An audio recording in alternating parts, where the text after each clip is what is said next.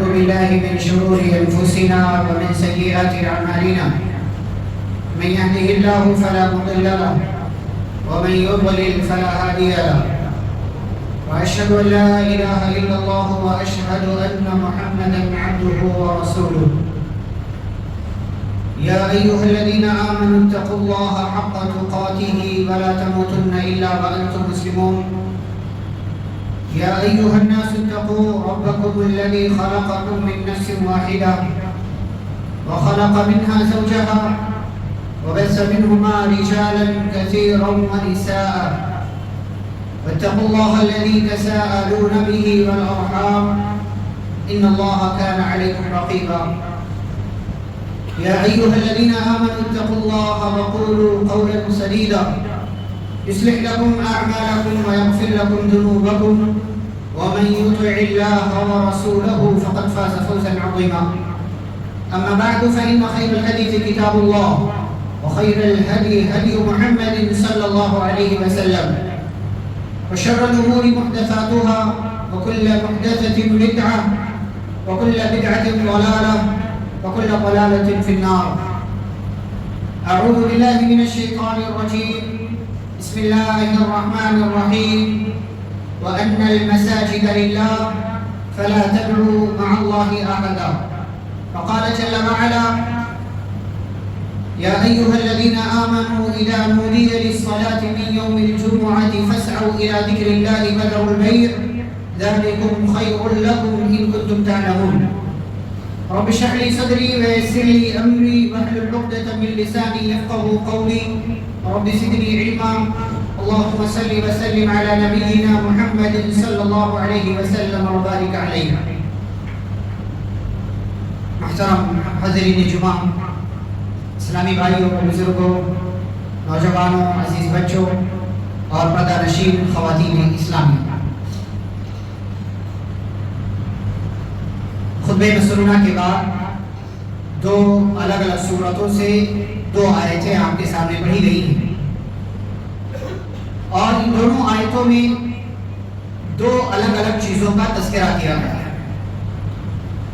اور یہ دو چیزیں وہ ہیں جن کا ایک مسلمان کی زندگی میں بڑا احترام ہے، بڑی عزت ہے، بڑا ادب ہے اور ان دونوں چیزوں کی بڑی اہمیت ہے اسلام کی نظر میں بھی اور مسلمان کی نظر میں بھی۔ یہ دونوں چیزیں کیا ہیں؟ ایک مسجد اور دوسرے جمعہ کا دن۔ ان دونوں چیزوں کی ایک مسلمان کی زندگی میں بڑی اہمیت ہے، خیال رکھنا چاہیے ان دونوں کا، اور الحمدللہ کسی نہ کسی طریقے سے مسلمان ان دونوں چیزوں کا خیال بھی رکھتا ہے۔ آج کے اس خطبہ جمعہ میں انہی دونوں چیزوں سے متعلق کچھ اہم اور ضروری باتیں نصیحت کے طور پر پیش کرنے کی کوشش ہوگی، اس لیے کہ بعض دفعہ ہم مردوں میں سے بھی بہت سے مرد حضرات کچھ ایسی غلطیاں کرتے ہیں جو غلطیاں مسجد کے تعلق سے بھی نہیں ہونی چاہیے اور جمعہ کے دن، جمعہ کے خطبے، جمعہ کی نماز کے حوالے سے بھی وہ غلطیاں نہیں ہونی چاہیے۔ اس لیے کہ بعض دفعہ انجانے میں، لاعلمی میں ہم کوئی ایسا کام کر جاتے ہیں جس کی وجہ سے ہو سکتا ہے کام تو ہم نے کیا اور ہمیں یہ لگتا ہے کہ اس کا ثواب بھی ہمیں ملا، لیکن بعض دفعہ اس کا ثواب نہیں ملتا۔ تو تنبیہ کے طور پر، نصیحت کے طور پر آپ کو علم دینے کے حوالے سے، چاہے آپ مرد ہوں یا عورتیں ہوں، عورتوں کی یہاں بھی بڑی غلطیاں، بات چیت کرتی رہتی ہیں، سہیلیوں سے، ان سے، ان سے، دوسری چیزوں میں مشغول ہو جاتے ہیں، غلط بات ہے۔ ان دونوں چیزوں کے حوالے سے چند اہم اور ضروری باتیں آپ کی خدمت میں پیش کریں۔ سب سے پہلی بات، بنیادی بات، کہ مسجد کس کے لیے بنائی جاتی ہے؟ اللہ نے قرآن میں تذکرہ کیا وَأَنَّ الْمَسَاجِدَ لِلَّهِ فَلَا تَدْعُوا مَعَ اللَّهِ أَحَدًا۔ یہ مسجدیں اللہ کے لیے بنائی جاتی ہیں۔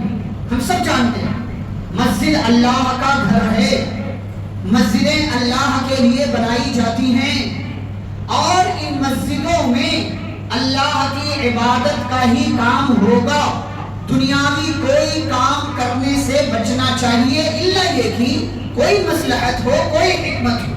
اسی لیے اللہ نے کہا فَلَا تَدْعُوا مَعَ اللَّهِ أَحَدًا، لوگوں اللہ کے ساتھ کسی اور کو نہ پکارو۔ خانہ کعبہ کے اندر مکہ کے مشرکین نے 360 بت رکھ دیے تھے۔ ایک طرف جہاں اللہ کی عبادت کرتے تھے، حج کرنا، عمرہ کرنا، طواف کرنا اور دیگر دوسری عبادتیں اللہ کے لیے کرنا، وہیں اللہ کے اس گھر میں جو اللہ کا سب سے محترم گھر ہے، اس گھر کے اندر اللہ کے ساتھ ساتھ کسی اور کی بھی عبادت کرتے تھے۔ لات، منات، عزا، ہبل اور 360 ایسے معبود ان لوگوں نے خانہ کعبہ کے اندر ان کی تصویریں، مجسمے، شکلیں بنا کر کے رکھی اور اللہ کے ساتھ ساتھ ان کی بھی عبادت کرتے۔ اللہ نے کہا مسجدیں اللہ کا گھر ہیں، مسجدیں اللہ کے لیے بنائی جاتی ہیں، اللہ کے ساتھ اللہ کی مسجدوں میں کسی اور کا نام نہ لیا جائے، کسی اور کو نہ پکارا جائے، کسی اور کا نام لے کر کے اس سے سوالات نہ کیے جائیں۔ ان مسجدوں میں صرف اللہ کی عبادت کا کام ہوگا، اللہ کے ساتھ کسی اور کو نہیں پکارا جائے گا۔ یہ پہلی بات۔ دوسری بات یہ ہے کہ مسجد کس کام کے لیے بنائی جاتی ہے؟ مسجد کس کام کے لیے بنائی جاتی ہے؟ پیارے رسول صلی اللہ علیہ وسلم نے ایک حدیث کے اندر اس کا تذکرہ کیا۔ ہم جانتے ہیں ایک دیہاتی آیا، عربی آیا، اس نے مسجد میں پیشاب کرنا شروع کر دیا۔ فزجرہ الناس، صحابہ نے ڈانٹا، مسجد میں پیشاب کر رہا۔ فنہاہ النبی صلی اللہ علیہ وسلم، صحابہ نے اس دیہاتی کو ڈانٹا اور نبی صلی اللہ علیہ وسلم نے صحابہ کو منع کیا کہ نہیں، اسے پیشاب کر لینے۔ وہ پیشاب سے فارغ ہوا، آپ نے اسے بلایا، نہ ڈانٹا، نہ مارا، نہ تکلیف دی، نہ برا بھلا کہا، بڑی محبت سے اس کے سامنے اس بات کا تذکرہ کر دیا تاکہ وہ سمجھ جائے کہ مسجد کی اہمیت کیا ہے، یہ ہے کون سی جگہ۔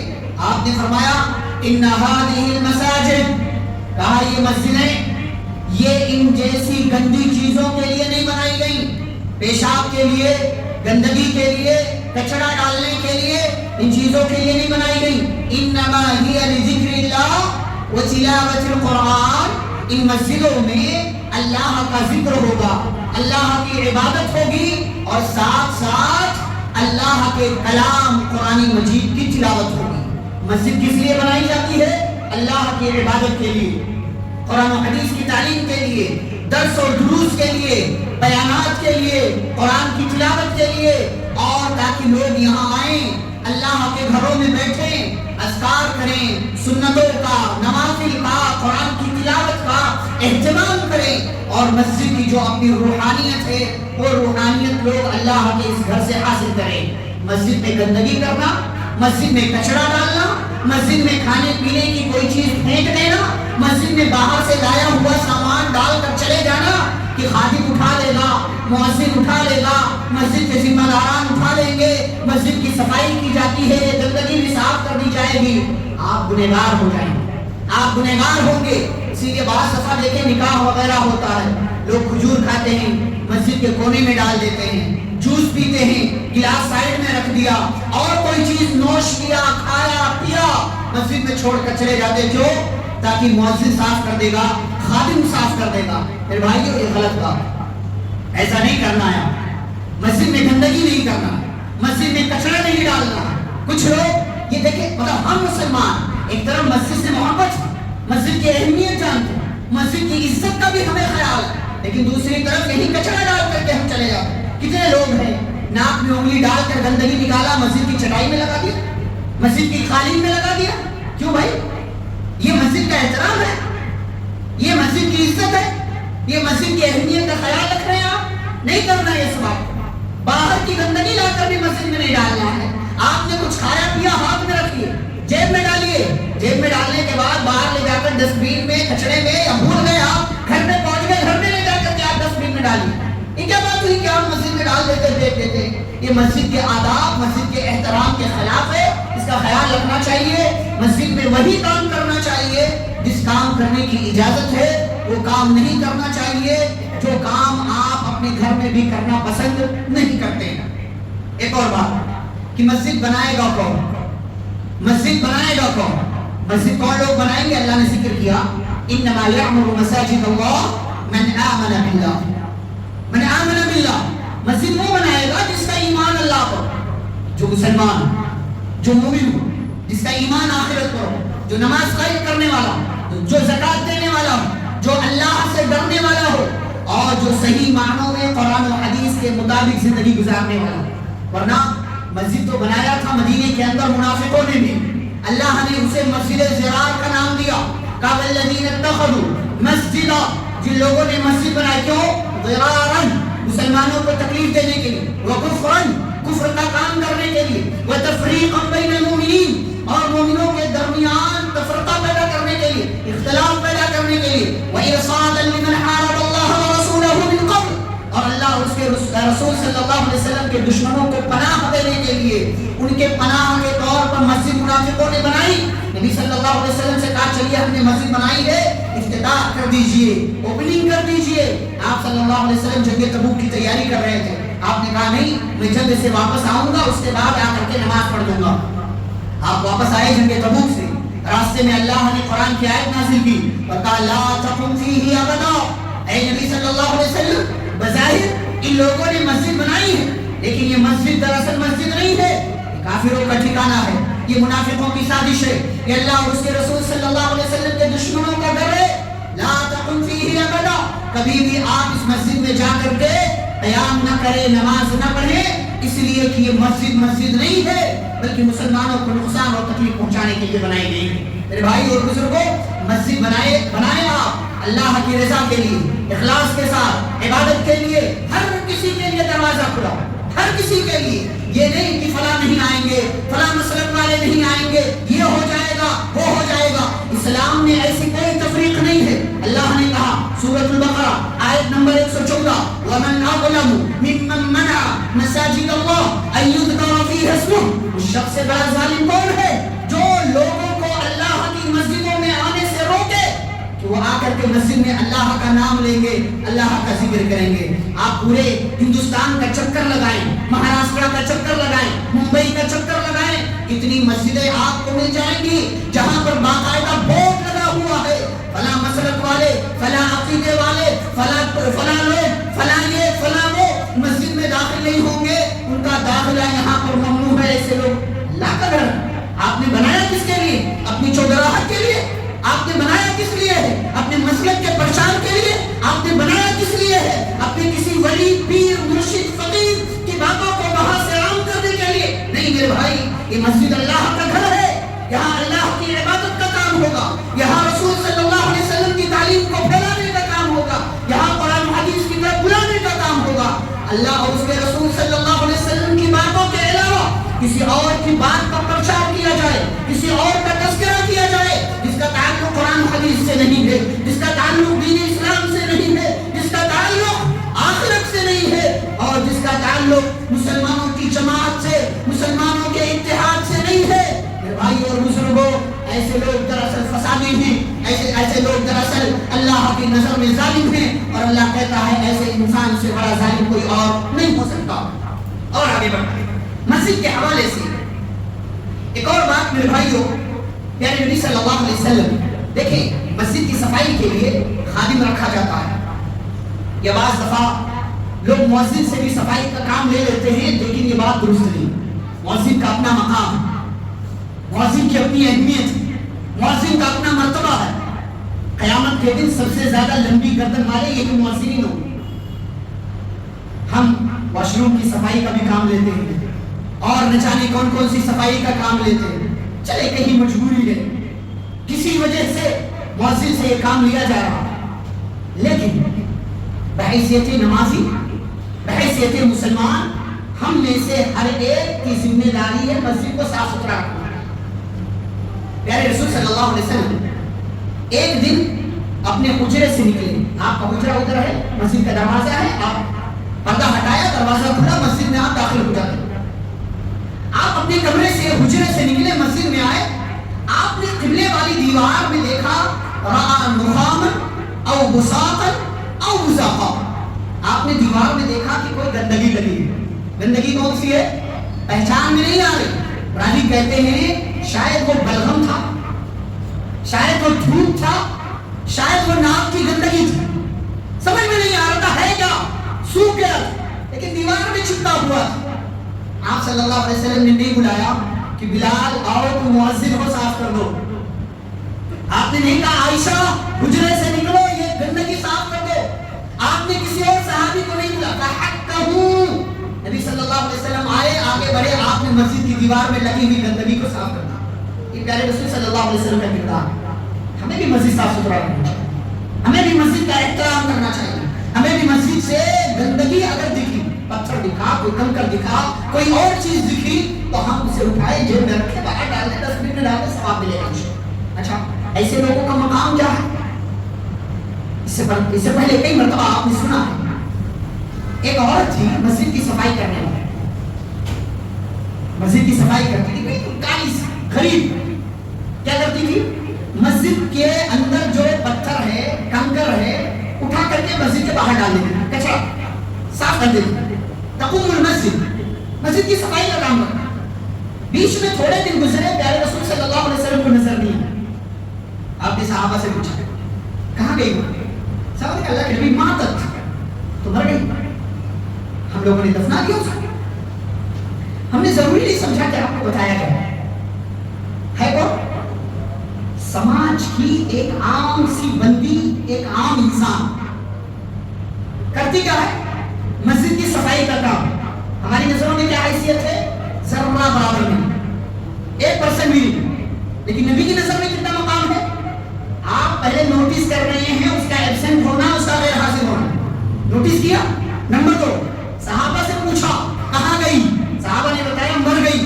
نمبر 3 نوٹس کیا، پوچھا، جواب ملنے کے بعد صحابہ کو ڈانٹا، فلا کنتم آذنتمونی بہ، مر گئی وہ، تم لوگوں نے مجھے بتانا ضروری نہیں سمجھا، کیوں؟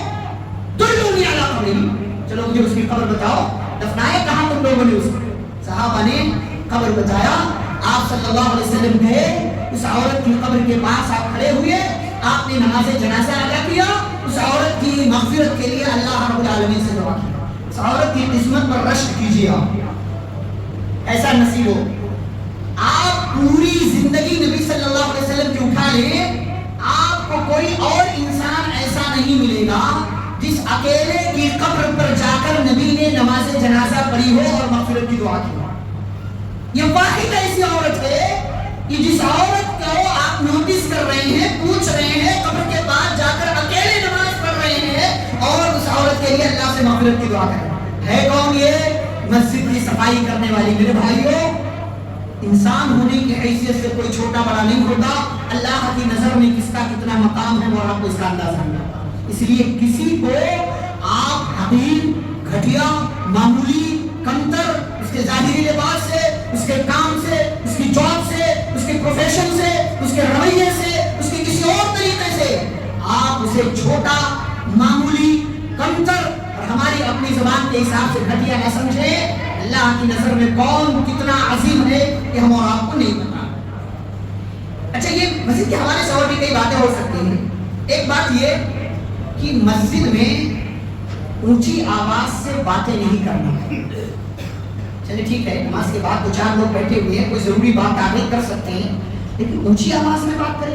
بعض دفعہ تو لوگ جھگڑے بھی کر لیتے ہیں مسجد میں۔ افسوس، یعنی اپنی انا، اپنا ایگو، اپنی ذہنیت، اپنی سوچ جب انسان کے اوپر حاوی ہوتی ہے نا تو وہ مسجد میں نہیں دیکھتا ہوں۔ افسوس ہے، مسجد کی اہمیت ہے اس کی نظر میں، لیکن اپنی اہمیت زیادہ ہے، اس لیے مسجد کی اہمیت کو کم کر کے اپنی اہمیت بڑھاتا اور جھگڑے کر لیتا ہے۔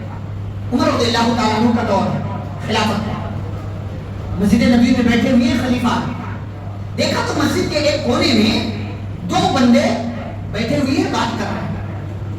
حضرت عمر رضی اللہ عنہ نے، خلیفہ نے، ایک صحابی سے کہا کہ ان دونوں کو میرے پاس لے کر گئے، ان دونوں کو لے کر کے آیا۔ عمر رضی اللہ عنہ نے پوچھا، من این انتما، کہاں کے ہو تم لوگ؟ یہاں کے تو نہیں لگتے، مدینے کے نہیں ہو کہاں کے؟ یہ بعض روایت میں من انتما، تم دونوں کون ہو؟ میں تو نہیں پہچان رہا، یہاں کے رہنے والے نہیں لگتے ہو، کہاں کے ہو، کون ہو، بتاؤ۔ ان دونوں نے کہا ہم طائف سے آئے ہوئے ہیں. مدینے سے تقریباً 400-450 کلومیٹر دور طائف کا علاقہ مکہ کے قریب ہے. کہا کہ ہم دونوں طائف سے آئے ہوئے ہیں. عمر رضی اللہ عنہ کہنے لگے اگر تم دونوں مدینے کے ہوتے, اگر تم دونوں اجنبی نہ ہوتے, اگر تم دونوں یہاں کے رہنے والے ہوتے, لَأَوْجَعْتُكُمَا, میں تم دونوں کو بہت مارتا, تم دونوں کو میں سزا دیتا. کیوں؟ ترفعان اصواتكما فی مسجد رسول اللہ صلی اللہ علیہ وسلم. نبی کی مسجد میں بیٹھے ہو, مسجد نبوی ہے, اللہ کا گھر ہے, اور اللہ کے گھر میں مسجد نبوی میں بیٹھ کر زور زور سے باتیں کر رہے ہو. اگر یہاں کے نہ ہوتے بہت مارتا. تمہارا اجنبی ہونا, تمہارا مسافر ہونا, تمہارا دوسرے علاقے کا ہونا تمہیں بچا لے گیا. مدینے کے ہوتے تو بہت مارتا. میرے بھائیو, شکر کرو یہ عمر کا دور نہیں ہے, شکر کرو یہ عمر کا دور نہیں ہے. ورنہ عمر رضی اللہ تعالیٰ عنہ مسجد میں شور کرنے والوں کے بارے میں کہتے ہیں انہیں مارا جائے, انہیں تکلیف دی جائے, انہیں سزا دی جائے اگر حکومت مسلمانوں کی ہے, اگر پکڑ. بھائیو میں نہیں کہہ رہا ہوں کہ کسی مسجد میں زور سے پکارنے والے کو مارا جائے. ہم میں سے ہر ایک کو اس کا خیال رکھنا چاہیے. مسجد اللہ کا گھر, اللہ کے احترام میں, مسجد کے احترام میں, اس جگہ کے احترام میں, اس کے تقدس کے احترام میں اونچی آواز سے بات نہیں کریں, بات کرنے سے بچنا چاہیے. آئیے جمعہ کے حوالے سے کچھ باتیں آپ کے سامنے, مسجد کے حوالے سے کچھ باتیں ہوں. پہلی بات, جب بھی مسجد میں آئیں پہلی بات یہ ہے کہ اذان سے پہلے پہنچنے کی کوشش کریں.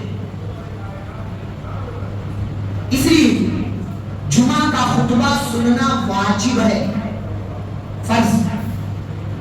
اگر کوئی بہت بڑی پریشانی نہیں ہے تو آپ کو, ہم سب کو مسجد میں اذان سے پہلے آنا چاہیے. نام نوٹ ہوتا, فرشتے رجسٹر لے کر بیٹھے ہوتے.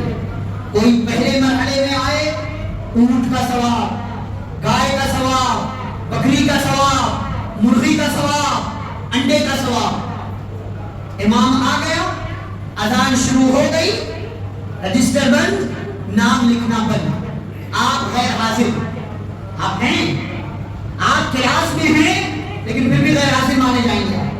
ایسی غیر حاضری نہیں ہونی چاہیے, یا یہ کہہ لیجیے ایسی حاضری نہیں ہونی چاہیے کہ آپ حاضر تو ہیں لیکن اس کے باوجود غیر حاضر. اذان سے پہلے جمعہ کے دن پہنچنے کی کوشش کریں. کوئی بہت بڑی مجبوری ہے تو آپ کا مسئلہ ہے, آپ دیکھ لیجیے.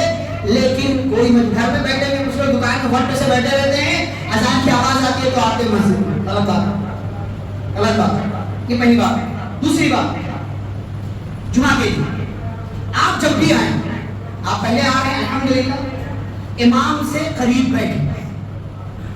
ایسا نہیں ہے کہ ٹیک لگانا ہے وہاں بیٹھ جاؤ, دھوپ آ رہی ہے تو ادھر نہیں ادھر بیٹھ جاؤ, کہیں اور پنکھا ہے تو وہاں نیچے بیٹھ جاؤ, کہیں پنکھا نہیں ہے تو وہاں نہ بیٹھو. نہیں, امام سے قریب بیٹھیں, قریب جتنا, یعنی پہلی صف, پھر دوسری صف, پھر تیسری صف, ایسے ہی صفوں کی ترتیب ہوگی. امام سے قریب بیٹھنا یہ جمعہ کے آداب میں سے ایک آداب ہے.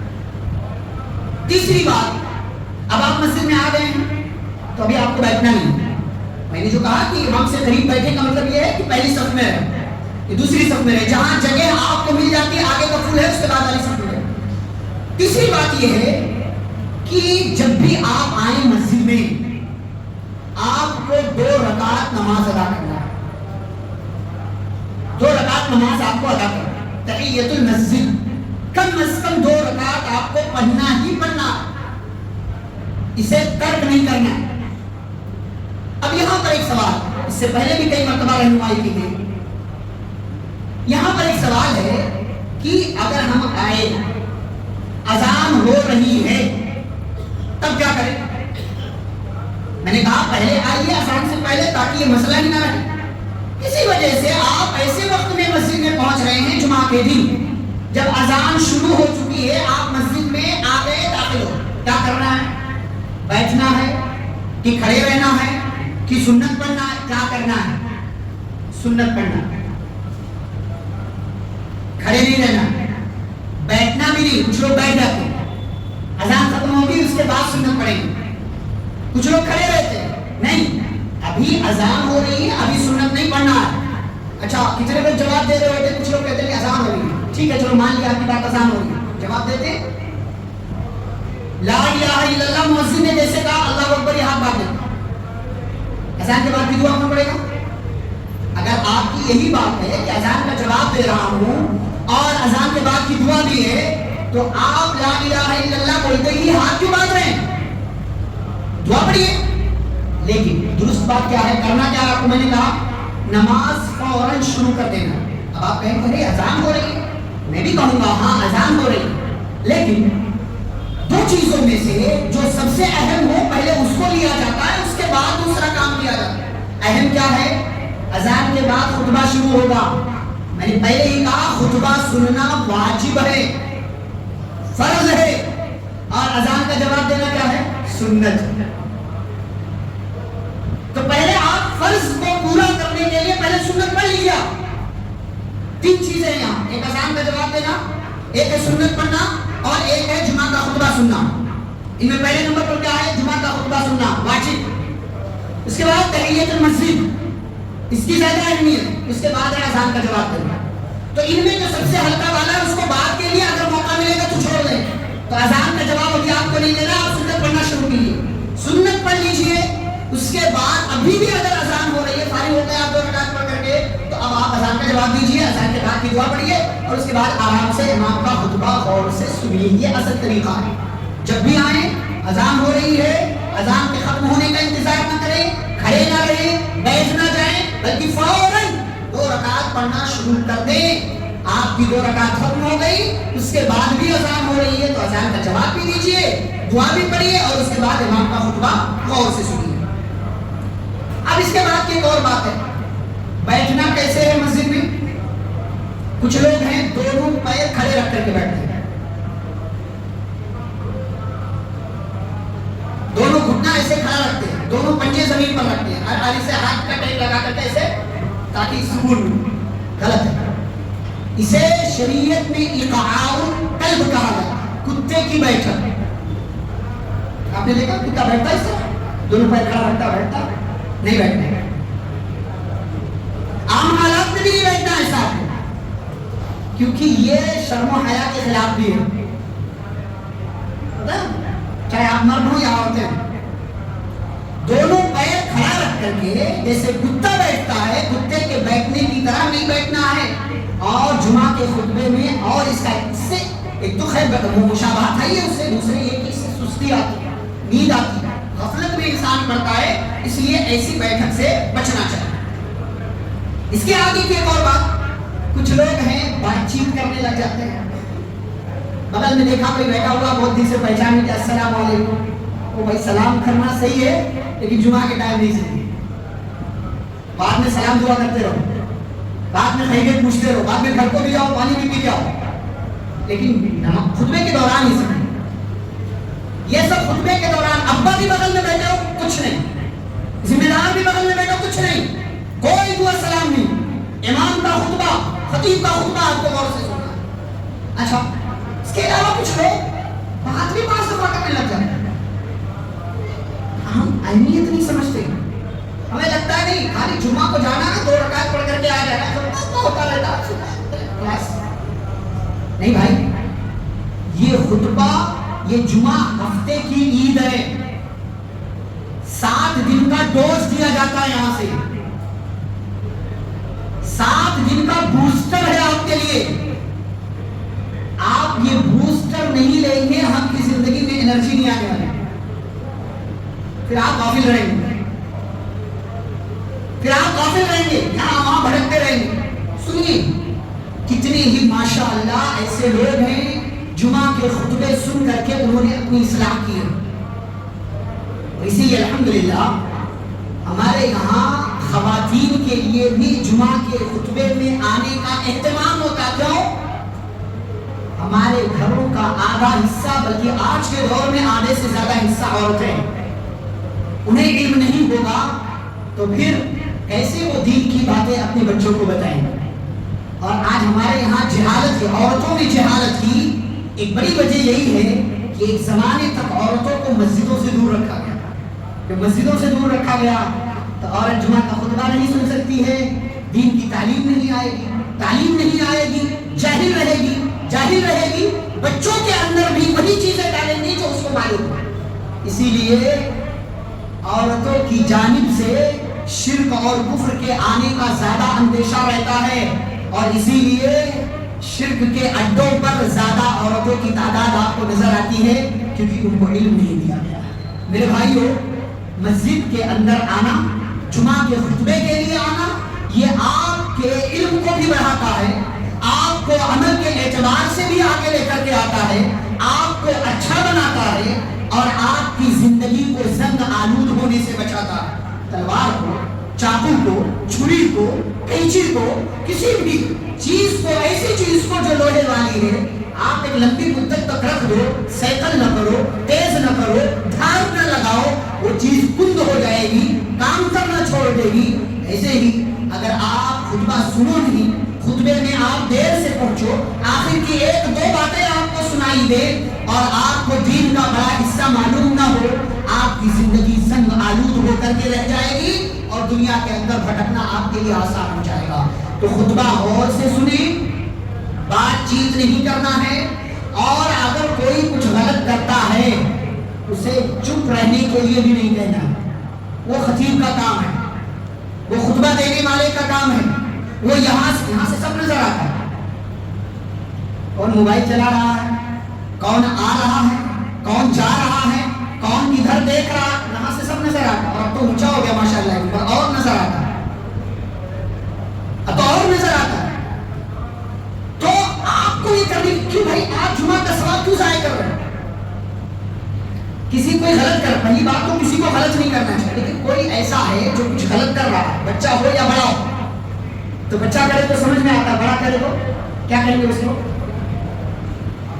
غلط بات نہیں کرنا ہے. تو اگر کوئی غلط کر رہا ہے, یہ یہاں سے خطبہ دینے والا کہے گا کہ بھائی چپ رہو. اس سے پہلے بھی کہنا تو آپ نے سنا, میں نے خود خطبے کے دوران کئی لوگوں کو کہا نہیں کرنا ہی, آپ کچھ ہو رہا ہے نہیں کرنا. کیوں؟ لوگوں کی توجہ بھٹکتی ہے اور آپ کا اپنا ثواب چلا جاتا ہے. نبی صلی اللہ علیہ وسلم نے کہا کہ کوئی کچھ کر رہا ہے اور آپ نے اس سے کہہ دیا اسکت, خاموش, فقط لغوتا, تو آپ کا صرف ایک لفظ بولنا دوسرے کو چپ کرانے کے لیے, چپ رہو, خاموش رہو, آپ نے بھی لغو فالتو کام کیا, بیہودہ کام کیا, اور آپ کے ثواب میں کمی ہو سکتی ہے. چلے, بات کرنا بعض دفعہ انسان اچانک سے بول لیتا ہے, چلو سمجھ میں آیا کبھی کبھی. کچھ لوگ واٹس ایپ بھی چیک کرنے لگتے ہیں, آج کل کیا میسج آیا, بھائی جمعہ ٹائم پہ ختم ہوگا, میسج دیکھنے کی ضرورت نہیں. آپ نماز ختم ہوگی پھر میسج دیکھیے, کال کیجیے. جمعہ کے دوران افسوس, جمعہ کے دوران جمعہ کے دوران موبائل چلانا, واٹس ایپ دیکھنا, فیس بک دیکھنا, سوشل میڈیا دیکھنا, کیا آیا کیا نہیں آیا. کیوں جمعہ کا ثواب آپ ضائع کروا رہے ہیں اپنا, کیوں نقصان کر رہا ہے. کہ بات مردوں کے لیے بھی عورتوں کے لیے بھی, بات چیت کرنا مردوں کے لیے بھی بنا, عورتوں کے لیے بھی بنا. خاموش, خطبہ غور سے سنو, خطبے میں مزہ نہیں آ رہا تو بھی خاموش رہو. کچھ لوگ مزہ لینے کے لیے آتے, کون کتنا اچھا بولے گا سنیں گے, مزہ نہیں آ رہا تو بھی خاموش رہو. مزہ لینے کے لیے خطبہ جمعہ نہیں ہوتا, باتیں بتائی جاتی, اصلاح کے کام ہوتے ہیں. تو موبائل بھی نہیں چلانا ہے, بچیے اس سے, اور اپنا ثواب باقی رکھیے, اسے ضائع نہ کیجیے.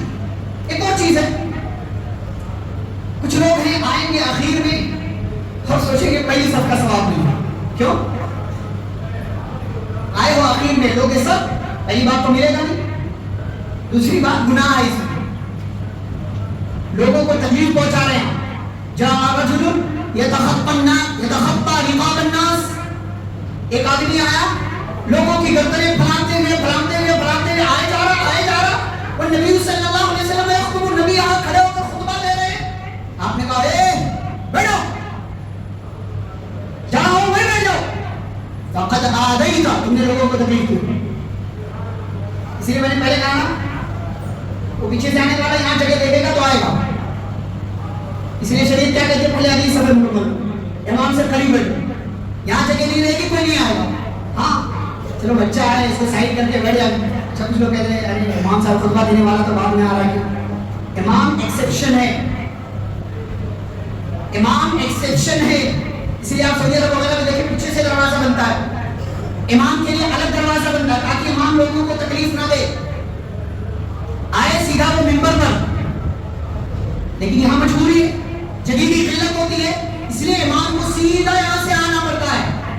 عام لوگوں کے لیے قاعدہ نہیں ہے، عام لوگوں کے لیے قاعدہ کیا پہلے بتایا گیا، امام کے قریب بیٹھیے، اگلی صفوں میں بیٹھیے اور پہلے اگلی صفیں مکمل کریے، جیسے جیسے لوگ آتے رہیں گے پیچھے کی جگہ بھرتی چلی جائے گی۔ لوگوں کی گردنیں پھلانگ کر کے آپ فلاں صاحب ہیں، آپ فلاں صاحب ہیں، آگے ایک بچہ بیٹھا ہوا اس کو سائڈ کر دیں گے، نہیں، اس کی اجازت آپ کو نہیں ہے، اس کی اجازت آپ کو نہیں ہے، یہ لوگوں کو تکلیف دینا ہے، اس عمل سے بچیں۔ آخری ٹائم پر ایک دم بالکل لاسٹ ٹائم پر کوئی آ رہا ہے 1:18 پر، پھر بھی اس کو 2 رکعت پڑھنا ہے۔ ایک آدمی آیا، خطبہ چل رہا، بیٹھ گیا، نبی آئے، کھڑو کھڑو، فصل نہیں رکھاتے، پڑھو 2 رکعت، 2 رکعت پڑھو، گرچہ آخری ٹائم ہو گیا، آپ کو کرنا ہے 2 رکعت۔ تحیت المسجد، مسجد کا حق ہے، مسجد کا ادب ہے، یہ 2 رکعت آپ کو پڑھنا، جیسا کہ پہلے بھی اس حوالے سے آپ کے سامنے باتیں ذکر کر دی گئی۔ اور ایک بات، جو امام کا خطبہ ہے اسے غور سے سنیں اور اسے زندگی میں عمل میں لے کر کے آئیں۔ ایسا نہیں کہ صرف سن کر کے اڑا دیا، نہیں، غلط ہے۔ عمل کی نیت سے سنیں، عمل کی نیت سنیں گے اللہ عمل کرنا آسان بنا دے گا، لیکن خالی سننے کی نیت سے سنیں گے پھر عمل نہیں کر پائیں گے۔ نماز کے بعد آپ امام صاحب کو خطبہ دینے والے کو بولتے ہیں بہت اچھا خطبہ دیا، یہ کیا وہ کیا، نہیں، یہ مت سنائیے، یہ مت سنائیے، عمل کیجیے، عملی زندگی میں لے کر کے آئیے باتوں کو۔ مسجد کے حوالے سے جو باتیں سنی، اگلی بار جب بھی مسجد میں آئیں ان باتوں کا خیال رکھیں۔ جمعہ کے حوالے سے، خطبہ جمعہ کے حوالے سے جو بھی باتیں آپ نے سنی، اگلی بار جمعہ کے دن آئیں تو جو باتیں بتائی گئی ہیں ان باتوں کا خیال رکھیں، تب جا کر کے صحیح معنوں میں آپ عمل کرنے والے مسلمان ہوں گے، آپ کو ثواب ملے گا، آپ کا ثواب بڑھے گا اور آپ گناہ پانے سے بچ جائیں گے۔ یہ ضروری باتیں ہیں جو سمجھانے کے لیے آپ کے سامنے ذکر کی گئی ہیں، اس لیے کہ آئے دن اس طرح کی چیزیں دیکھنے میں بھی آتی ہیں، شکایتیں بھی سننے ملتی ہیں، اور خواتین کی طرف سے بھی بعض دفعہ شکایت آتی ہے، عورتیں بہت بات کرتی ہیں، شور شرابہ ہوتا ہے، یہ چیزیں ہوتی ہیں۔ یہ چاہے مرد کریں یا عورتیں کریں، غلط ہے، بچیں، اپنا ثواب ضائع نہ ہونے دیں، نیکیاں کمائیں، اللہ کے گھر میں آئیں، مسجد کے آداب کا خیال رکھیں، مسجد کا احترام کریں اور مسجد کے اخراجات میں اپنا حصہ شامل کریں، تاکہ آپ کو نماز پڑھنے کا بھی ثواب ملے، مسجد آباد کرنے کا بھی ثواب ملے، مسجد کا خیال رکھنے کا بھی ثواب ملے اور مسجد کی عزت کرنے کا بھی ثواب ملے۔ اور جمعہ کے دن جب آپ آئیں تو کوشش یہ کریں اذان سے پہلے آئیں، تاکہ کم از کم فرشتوں کے رجسٹر میں آپ کا نام لکھ دیا جائے، اور آپ جو خطبہ غور سے سنیے اس خطبے کو غور سے سننے کا فائدہ بھی آپ کی زندگی میں آپ کو حاصل ہو جائے۔ اللہ رب العزت سے دعا ہے اللہ ہم سبھی کو سنی گئی باتوں پر عمل کرنے کی توفیق عطا فرمائے، اللہ ہم سبھی کو مسجد کا احترام کرنے، مسجد کی عزت کرنے، مسجد کے آداب کا خیال رکھنے کی توفیق عطا فرمائے، اللہ ہم سبھی کو جمعہ کے آداب کو اپنانے اور جمعہ کے دن مسجد میں جلدی آنے اور جمعہ کا مکمل ثواب حاصل کرنے کی توفیق عطا فرمائے۔ قرآن و حدیث کی روشنی میں اللہ ہم سبھی کو زندگی گزارنے کی توفیق دے، صحابہ کرام کا منہج اپنانے کی توفیق عطا فرمائے، اللہ ہم سبھی کو چھوٹی بڑی نیکیاں کرتے رہنے کی توفیق عطا فرمائے، ہمارے چھوٹے بڑے تمام گناہوں کو اللہ رب العالمین معاف فرمائے، جہاں کہیں بھی مسلمان پریشان حال ہیں اللہ ان کی پریشانیاں دور فرمائے، ظالموں کے ہاتھوں کو اللہ پکڑ لے، ظالموں کو عبرت کا نشان بنائے، اور ظالم اگر ہدایت کے لائق ہے تو اللہ ظالموں کو ہدایت نصیب فرمائے،